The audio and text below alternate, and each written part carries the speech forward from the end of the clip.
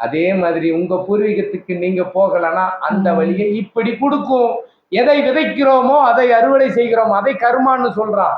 அந்த கர்மாவை சரி பண்ண நான் சொல்றேன் வழி. போ பூர்வீகங்கிற மண்ணை மிதி. கர்மாங்கிற ஒரு பேயை ஒளி. பேய்னா என்ன தெரியுமா?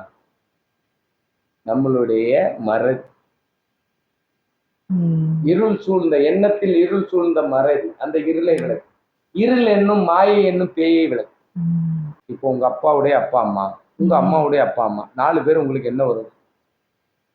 தாத்தா பாட்டி. இந்த 4 பேர் பிறந்த ஊருக்கு நீங்க போய் சரியா வரலன்னா நீங்க தாத்தா பாட்டின்னு உங்களை கூப்பிடுற பிள்ளைகளால் உங்களுக்கு மனவேதனையை கொடுக்கும். இது எந்த சாமி தடுக்கும்? உங்க பேர பிள்ளைகள்ல அந்த அணுக்கள் இருக்கும். அந்த மண்ணை மிதிச்சாதான் தடுக்கும். இதே மாதிரி பொண்ணு கல்யாணம் பண்ண இடத்துல அந்த குடும்பத்தினுடைய டிஎன்ஏ இருக்கும். அதனால அவங்க மாமனாருடைய அப்பா அம்மா, மாமியாருடைய அப்பா அம்மா, இதுதான் 8. இந்த பக்கம் 8ன்னா நாளைக்கு உங்க பேத்திக்கு கல்யாணம் ஆகுதுன்னு வச்சுக்கோங்க, அங்க 8. 16 பெற்று பெருவாழ் வாழ்க. இந்த 16 குடும்பத்தினுடைய உறவுகள் வாழ்ந்த மண், 16 குடும்பத்தினுடைய தெய்வங்கள், இந்த 16 குடும்பத்தின் குலங்கள் வாழ்ந்த இடம், குலங்கள் கும்பிட்ட தெய்வங்கள், இதுதான் அழியாத செல்வங்கள். 16 பெற்று பெருவாழ் வாழ்கனா அந்த 16 குடும்பத்தினுடைய அணுக்கள் நம்மில் இருக்கும். அதை இயக்குனா நம்ம உடம்புக்குள்ள இருக்கிற 16 வகை செல்வங்களும் இயங்கும். நடக்காத கல்யாணம் நடக்கும், பிறவாத குழந்தை பிறக்கும், தடைப்பட்ட காரியங்கள் விலகி நன்மை நடக்கும். எதெல்லாம் கிடைக்காதுன்னு சொன்னானோ அதெல்லாம் கிடைக்கும். இந்த உலகில் மனிதனாய் வாழ வழிவகும். ஜாதகங்கிறது நம்ம பூர்வீகத்துல எதை குறையா விட்டுருக்கோமோ, இப்ப சொல்லுவான் இது பிறந்த தாய் மாமனுக்கு ஆகாது. அப்போ தாய் மாமன் அப்படின்னா 6ஆம் இடம், வெற்றியை குறிக்கக்கூடிய 6ஆம் இடம். அந்த 6 எதிரி சத்துருஸ்தானத்தையும் குறிக்கும். அப்போ கடன் நோய், இந்த மாமன் பொம்பளை புள்ளனாலே மாமன் அப்படி. அப்போ நம்ம தாய் வழியில் உள்ள மாமன், நம்ம அப்பாவுடைய கூட பிறந்த தங்கை, அவங்கள கட்டின ஒரு வழி இருக்கும். அதனாலதான் அன்னைக்கு குடும்பத்துக்குள்ளே பொண்ணை கொடுத்தாங்க. கூடி வாழ்ந்தால் கோடி நன்மை. அந்த நன்மையை தான் இன்னைக்கு உள்ள அழிச்சுட்டான். ஒரே இடத்துல பொண்ணை கொடுக்காத நம் உறவுகளை பிரிச்சுட்டான். 10 காளமாடு ஒன்னா சேர்ந்தா சிங்கத்தால வேட்டையாட முடியாதான். அதனால குள்ளநரி கூட்டங்கள் எல்லாம் சாஸ்திரம் என்னும் பெயரால் நம்மை பிரித்து கடைசியில நம்ம கோயிலுக்கு வந்து பூஜை பண்ண மாட்டான். நம்ம கோயிலுக்கு வந்து அவன் வணங்குற தெய்வத்தை கும்பிடணும்னா கடலுக்கு தான் போகணும்.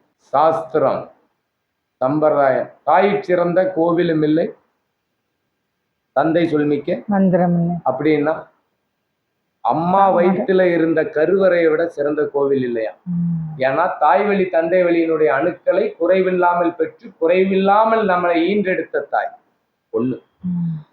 தந்தை சொல்மிக்க மந்திரம் இல்லை அப்படின்னா அப்பாங்கிற சொல்லு இந்த உலகத்துல தலை சிறந்த மந்திரம்ங்கிறான்.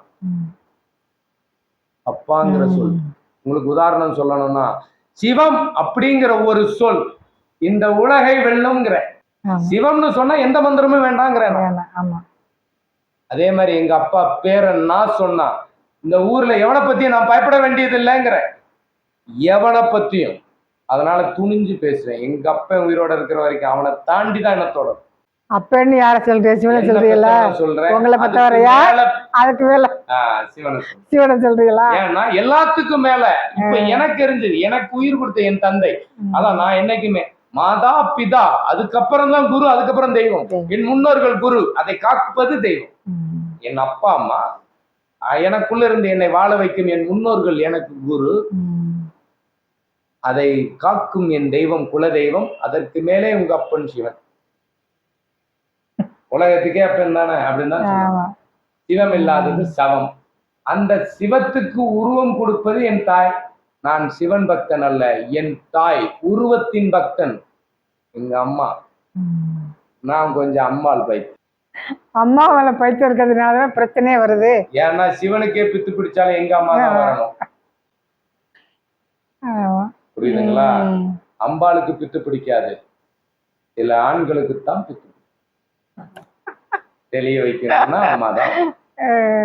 என் தாய் ஆதி பராசக்தி இல்லையா? ஆதி அப்படின்னா ஆதியும் அந்தமும் அவளே. குரு பயிற்சி சனி பயிற்சியெல்லாம் எப்படி இருக்குன்னு சொல்லுங்களேன்.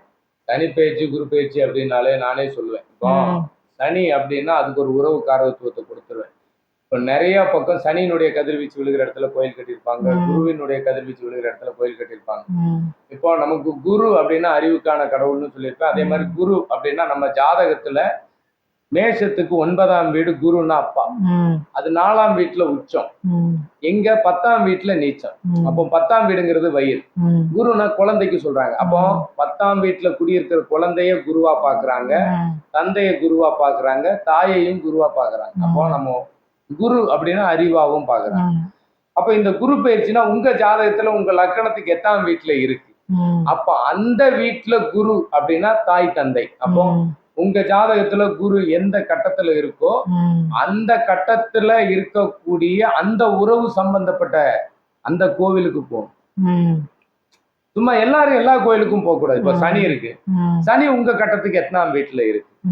இப்ப உங்க ஜாதகத்துல உங்க பொண்ணு ஜாதகத்துல பார்க்கும்போது எல்லாமே பெரியம்மா பெரியப்பா, அதாவது உங்க அக்கா இடத்துல சூரியன் இருக்கு, ராகு இருக்குது. சூரியன் ராகு சேர்ந்தாலே அரசு துறை அரசாங்கத்துறை இந்த பொறுப்புல இருந்திருப்பாங்க. உங்க குடும்பத்துல இருக்காங்க. அப்போ இது எல்லாமே அப்போ அது சம்பந்தப்பட்ட விஷயமே நீங்க எங்கேயாவது போனாங்கன்னா உங்களுக்கு எல்லாமே ஒரே இடத்துக்குள்ள இருக்கிறதுனால உங்களுக்கு ராகு பிடியில மாட்டிடுச்சு, நீங்க வந்து காளகஸ்தி போங்கன்னு சொல்லிடுவாங்க. சொன்னாங்கதான் போனாலும் ஒரு பிரயோஜனம் கிடையாது. அங்க போனா 2500 ரூபாய் பீஸ். பூர்வீகம் அதாவது சூரியன் அப்படின்னா தந்தையினுடைய நீங்க பூர்வீகம் தெரியலன்னு சொன்னீங்கல்ல, அதே மாதிரிதான் சனி பெயர்ச்சி வந்ததுன்னா சில நேரம் அந்த பார்வை கதிர்வீச்சு படலைன்னா ஒண்ணும் பண்ணாது. உங்க கட்டத்துக்கு இப்ப 6ஆம் இடத்துல சனி இருக்கு உங்களுக்கு, அந்த 6ஆம் இடத்துல இருக்கிற அதிபதி 3, 7, 10 3, 7, 10 இந்த 3 பார்வை அவருக்கு உண்டு. அப்படி அவர் பார்வை அந்த உங்க லக்கணத்துக்கு 6ஆம் அதிபதியா இருந்து உங்க லக்கணத்தை பார்க்கும்போது 6ஆம் வீட்டு வேலையை செஞ்சிருவாரு. அடிவயிறு பிரச்சனை அந்த உஷ்ணத்தை அது கொடுத்துரும். அப்ப 6ஆம் வீடு தாய் மாமன் வழி அந்த பூர்வீகத்தை மிதிச்சு கடல்ல குளிக்கணும். இங்க என்ன சொல்லிடுவாங்க, 6ஆம் அதிபதி வந்துட்டாரு, நீங்க சனீஸ்வரன் கோயில் ஏற்கனவே அவன் உங்களை வெட்ட காத்துக்கிட்டு இருப்பான், நீங்க போனா படுக்க வச்சா இருப்பான். அதாவது ஏற்கனவே பத்திக்கிட்டு எரியுதுன்னு சொல்றவன பெட்ரோல் பங்க் போடான மாதிரி வெடிச்சு செதறி எரி. பரிகாரம் மனவும் புறம் செத்துக்கிட்டு தான் இருக்கான், பண்ற புறம் நல்லா இருக்கான். சூப்பரா இருக்கும். நீங்க வந்து அதுல டோக்கன் எடுக்கணும், கியூல நிக்கணும், அப்பதான் சாமி வரும். கியூ மாறிட்டே சாமி மாறிடும், பரிகாரமே மாறிடுங்க. டைம் இல்லை சொல்றான், இத்தனை மணிக்கு நீங்க உள்ள போயிடணும், கோயில் சாத்திடுவான். அதை தொழிலாவே மாத்திட்டாங்க. நீங்க பேசுற பேச்ச பார்த்து கொஞ்சம் இது போல செய்யறவங்க திருந்தினா சந்தோஷமா இருக்கும். திருந்த மாட்டாங்க, திருந்துறதுக்கு சான்ஸ் இல்ல. அதாவது இங்க திருந்த வேண்டியது அவங்கல்ல, திருத்திக்க வேண்டியது நம்ம போகாம இருந்தாலும் சரியா இருக்கும், அவ்வளவுதான். அதாவது இங்க எவன் எப்படி வேணாலும் பேசிட்டு போட்டுன்னு என்ன விட்டுட்டாங்க. எனக்கு குறைஞ்சது நிறைய சேனல்ல டிபேட் பண்ணிருக்காங்க. நிறைய சேனல்ல உங்களுக்கு எவ்வளவு போன் வந்திருக்கும். ஆமா ஆமா, இந்த இவங்க ரிப்போர்ட்டருங்கிறதுனால இவங்க நீங்க வாங்க பேட்டி எடுத்துருவாங்க. நான் எந்த ஜோசியக்காரா இருந்தாலும் வாங்க, அவ்வளவு பெரிய மேதாவி, ஓரை பாக்குற, தாரா பலன் பாக்குற, என்ன பலன் வேணாலும் பார்த்துட்டு நான் கேட்கிற கேள்வி பதில் சொல்லிட்டு. ஆனா நீ சொல்ற பரிகாரம் பலிக்குமான்னு தெரியாது, நான் சொல்ற கடமை அவன் வாழ்வை வளமாக்கும். கடமையை செஞ்சா பலன் கண்டிப்பா கிடைக்கும். உங்க குரு பெயர்ச்சி சனி பெயர்ச்சி அப்படிங்கிறது உங்கள் லக்கணத்துக்கு கட்டத்தை பொறுத்து நீங்க இந்த பூர்வீகம் போனால் எந்த பெயர்ச்சியும் உங்களுக்கு வேலை செய்யாது. ஏன்னா எல்லா பெயர்ச்சியும் உங்களுக்கு சாதகமா இருக்கும். இப்போ மழை பெய்யுதுன்னா உங்களுக்கு கொடையா இருக்கும். அப்போ உங்களுக்கு வர பிரச்சனை வர வேண்டியது இருக்கு, பெரிய அடிபட வேண்டியது, தலைக்கு வந்தது தலை.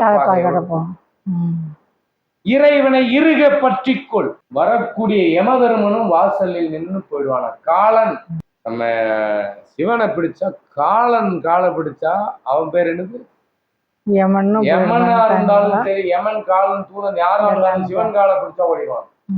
அப்போ இந்த சிவம்னா உயிர், ஆண் உறுப்பு என்பது சிவம், ஆண் உறுப்பு என்பது. அப்போ அந்த ஆண் உறுப்பு என்பது உயிர் அணுக்களின் உற்பத்தி திறன், அதனால சிவனுக்கு அடையாளம். ம். அப்ப என் தந்தை தானே எனக்கு ஒரிஜினல் சிவம். ம்.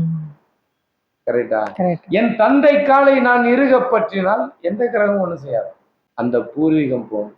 ஜாதகத்துல தந்தைக்கு தந்தை 5ஆம் இடம், தந்தைக்கு தந்தை 5ஆம் இடம், 5ஆம் இடம். 5ஆம் இடம் தான் குழந்தை சூரியன். அப்போ ம். சூரியன் மாசத்துக்கு ஒருத்தன் நகர்றார், ம். மாசத்துக்கு ஒருக்கா கண்ணாடி. பயிற்சி ஆகிறார், ம். சித்திரை வைகாசி அப்படின்னு. ம். அப்போ அவரு தாத்தா அப்படிங்கிறவரு 12 கட்டத்துக்கும் போறாரு. ம். எல்லா உறவுகளுக்கும் செல்லக்கூடியது சந்திரனும் சூரியன். இதில் சந்திரன் அளவுக்கு அதிகமா 2.5 நாளைக்கு ஒருக்கா போறாரு. ம். அப்போ சூரியனை விட எல்லா உறவுகளுக்கும் சென்று வருவது தாயா. ஆமா, சந்திரன் தான். இங்க தந்தை வழி தெய்வத்தை விட தாய் வழி தெய்வத்தை கேட்டு கும்பிட்டீங்கன்னா கேட்டதெல்லாம் கிடைக்கும். ம். பணம் காசா உடனே கிடைக்கும். 27 நட்சத்திரமும் சந்திரனை தான் சொல்லுது. ஆனா உயிர் நாடி சூரியனை சொல்லுது. ம். சூரியன் சிவம் அப்படின்னா சந்திரன். ம். ஆனா சூரியன் செவ்வாய் சந்திரன் நீச்சம் அப்படின்னாலே சாமி வரும். விருச்சிகம் 8ஆம் இடம், ம். தந்தைக்கு தாய் வீடு 12, அது 8ஆம் இடம் வந்து. ம். தாய்க்கு தந்தை வீடு 12, அந்த 8ஆம் வீடு வந்து. ம். அப்போ உங்களுக்கு ஒரு கிரக பயிற்சி வருது அப்படின்னா நம்ம லக்னத்துக்கு 8ஆம் கட்டத்துல அது இருக்குது ம். அப்படின்னு தேடி அதை கண்டுபிடிச்சு போறதுக்கு பதிலா ம். நீங்க பூர்வீகம் போயிட்டு வந்துட்டீங்கன்னா கிரக பயிற்சி உங்களுக்கு தேவையில்லை, ம். ராசி பலன் தேவையில்லை, ம். பரிகாரங்கள் தேவையில்லை, ம். கண்ட கண்ட மந்திரம் இது புத்தகம் தேவையில்லை. தேவையில்லை. நம் பூர்வீக தெய்வம், நம் இஷ்ட தெய்வம், ம். நம் குலதெய்வம் முதல்ல. ம். குலதெய்வம் ஃபர்ஸ்ட், சுத்தி இருக்கிற பூர்வீகங்கள் வாழ்ந்த அந்த தெய்வம்லாம் 2வது, ம். இஷ்ட தெய்வம் 3வது. ம். இதை வணங்கிட்டு வீட்டுல அதை மானசீகமா நினைச்சு விளக்கேத்தினாலே போதும். எப்படி நம்ம வயிறு சாப்பாடு சாப்பிட்ட உடனே ம். வயிறு நிறைஞ்ச உடனே போதும்னு சொல்றோமோ, ம். எந்த விஷயத்தையும் போதும்னு சொல்ல மாட்டோம். படத்தை ஆமா. கொடுத்தாலும் போதாது, எதை கொடுத்தாலும் போதாது, வயிறு நிறைய சோறு கொடுத்தா போதும்னு சொல்லுவோம். அதே மாதிரி உங்கள் குலதெய்வம், உங்கள் உறவுகள் சார்ந்த தெய்வம், உங்கள் இஷ்ட தெய்வம், இந்த 3ஐயும் வணங்கினா ம். போதும். எந்த கிரகமும் வேலை செய்யும். உங்க பிள்ளைகள் வாழ்க்கை நல்லா இருக்கும், ம். அடுத்து வரக்கூடிய சந்ததி நல்லா இருக்கும். இதை சொல்லி கொடுத்தேன். இது எனக்கு தெரிஞ்ச கருத்து. அதான் சொல்றேன், நீங்க இவ்வளவு நேரம் என்கிட்ட பேசியிருக்கீங்க, ம். என்னை தேடி வந்தீங்க, ஜாதகம் பார்க்கணும்னு வந்தீங்க. இப்ப நான் சொன்ன கருத்து உங்களுக்கு எப்படி இருந்துச்சு? ரொம்ப பிடிச்சிருக்கு. ஒரு 2-3 கருத்து சொல்லியிருக்காரு. ஒன்று வந்து பரிகாரத்துக்கு சொல்லியிருக்காரு பற்றியில, அதுவே இது மாதிரி தப்பாக பரிகாரம் பண்ணுறவங்களுக்கு அது ஒரு பாடமாக இருக்கும். அதுக்கு முன்னாடி ஒன்று சொன்னார், தெய்வத்தை தப்பா, அதுக்கு அது விளக்கம் வந்து யாரும் இது மாதிரி கொடுக்க மாட்டாங்க, இவர் தைரியமாக கொடுத்துருக்காரு. அதுவே ரொம்ப பெரிய உங்களை பாராட்டணும் எனக்கு தெரிஞ்ச வரைக்கும். ரொம்ப சந்தோஷமா இருக்கு.